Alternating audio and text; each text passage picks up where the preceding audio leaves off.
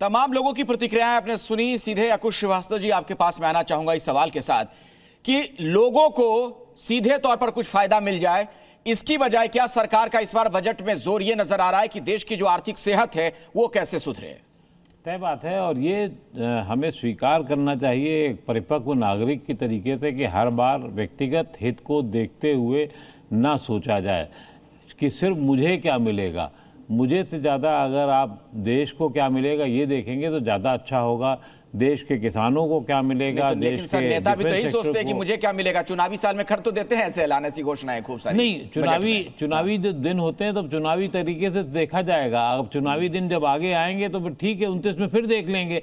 लेकिन जब एक आधारभूत संरचना की तैयारी का वक्त होता है, जिस समय अगर वो नहीं करेंगे तो देश निश्चित रूप से बहुत नुकसान होगा उसका। उसकी भविष्य की योजनाएं खतरे में पड़ेंगी। पैसा हर समय सिर्फ लुटाया नहीं जा सकता, लुटाने के लिए भी ये होगा पहले जमा किया जाए। जमा करेंगे तभी आप दे सकते हैं, लोगों में बांट सकते हैं। उसको आप फ्रीबीज का नाम दें या बाकी और नाम दें या रिबेट का नाम दें, लेकिन वो तभी संभव है जब देश में आप पैसा जमा करेंगे, उसके लाने की तैयारी करेंगे, उसकी मूल ढांचे को मजबूत करेंगे।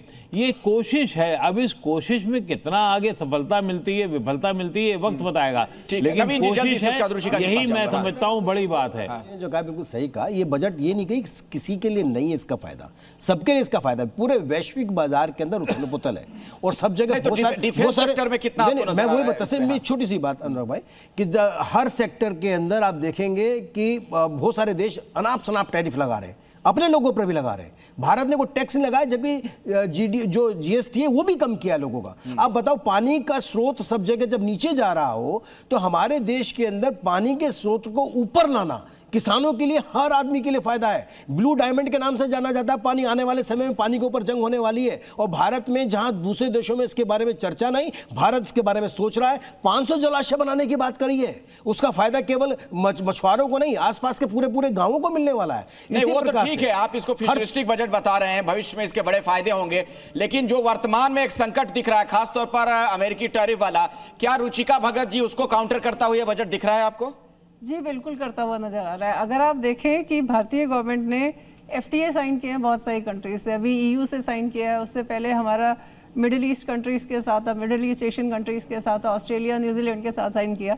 और अगर आप देखें उसके अंदर ईयू के साथ अगर मैं डिस्कस करूं उसको, तो 90% जो हम एक्सपोर्ट कर रहे थे उसके अंदर लेबर इंटेंसिव ज़्यादा था। तो लेबर इंटेंसिव होना माने आपको एम्प्लॉयमेंट जनरेशन करनी है। तो अल्टीमेटली अगर एम्प्लॉयमेंट जनरेशन के ऊपर बजट ध्यान दे रहा है तो वो बिजनेस क्लास के लिए ही ध्यान दे रहा है। अल्टीमेटली हमारा बिजनेस ही बढ़ रहा है इसके अंदर, अगर आप देखें।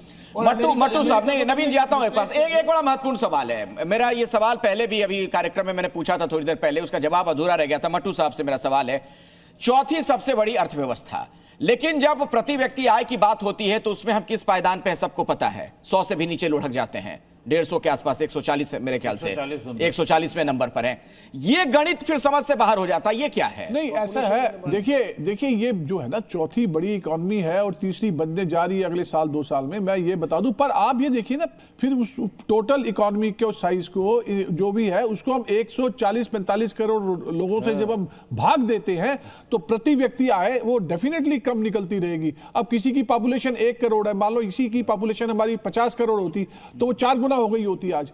तो सवाल यह है, प्रति व्यक्ति आय $2800 के करीब है हमारी, ये भी काफी इंक्रीज हुई है। आप सबसे एक इंपॉर्टेंट इसमें से बात हम मिस कर रहे हैं। देखिए, यूएनडीपी ने, यूनाइटेड नेशंस डेवलपमेंट प्रोग्राम ने और वर्ल्ड बैंक ने एक रिपोर्ट दी है कि पिछले एक डिकेड में 25 करोड़ से ज्यादा लोग भारत में एक्सट्रीम पॉवर्टी के स्लैब से बाहर निकल के वो लोअर और मिडिल क्लास में आ गए हैं। तो आप मेरी इसमें ये देखिए, 25 करोड़ लोगों का अपना जीवन स्तर वो ऊंचा हो जाना बहुत अच्छी, बहुत मायने रखता है। उसमें नहीं, वो तो बड़ी अच्छी बात है, लेकिन फिर रुपए को लेकर भी एक सवाल खड़ा होगा ना। रुपए की जो कमजोरी है डॉलर के मुकाबले, एशिया के जो बाकी देशों इसकी तुलना में भारत की करेंसी ज्यादा कमजोर हो रही है। इसके लिए तो आप ये मान लो कि भारत ने कितने देशों के साथ इस बार यूपीआई के साथ ट्रीटी करी है अपनी। डॉलर को तो हटाया बीच में से।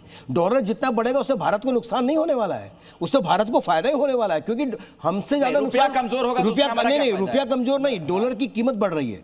हमको बहुत अधिक बाहर से पैसा दे करके आयात नहीं करना है, मैं ये बार बार ये कह रहा हूं। और दूसरा क्या, हम यूपीआई कर्ज से एक साथ बहुत सारे देशों के साथ, यूरोपियन देशों के साथ भी, और भी कई देशों के साथ।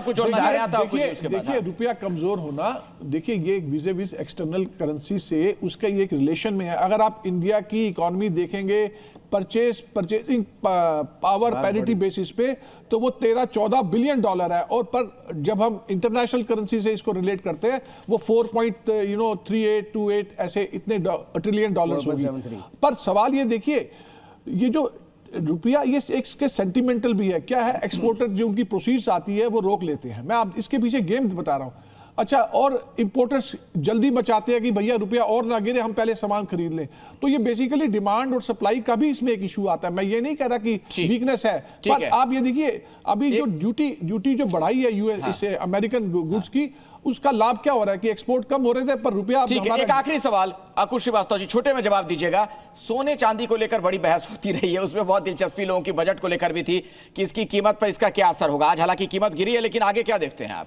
नहीं, देखिए सोने चांदी की कीमत में अब धीरे धीरे थोड़ा उछाल पछाल हो सकता है, खास तौर से चांदी को लेकर के कहा जा रहा है। उसमें जरूर कोई तय नहीं है कि क्या हालत है, लेकिन सोना धीरे धीरे मजबूत होगा। और तो बजट के बाद लोग सोना चांदी खरीदें कि रुक जाएं अभी? नहीं, सोना खरीद सकते हैं, लेकिन चांदी खरीदने मत जाएं। और खास तौर से जो नौकरी पेशा लोग हैं, छोटे कम पैसे वाले लोग हैं, वो इस सट्टेबाजी में तो कतई मत पड़े, नहीं तो नुकसान होने की आशंका। उनके पास उतने पैसे होंगे तब तो खरीदेंगे, सवाल तो ये भी है। जी जी, सोना चांदी जो है वो यूएस ट्रेडिंग चाइना के वॉर से रिलेटेड। ठीक है, बहुत बहुत शुक्रिया। समय नहीं, माफी चाहूंगा। बहुत बहुत धन्यवाद आप सभी का इस बहस में हमारे साथ जुड़ने के लिए। एक छोटे से ब्रेक का वक्त हो चला है, लेकिन जी न्यूज पर इस बजट की हर बारीकी से आगे भी हम आपको वाकिफ करवाते रहेंगे। जुड़े रहिए हमारे साथ, देखते रहिए जी न्यूज।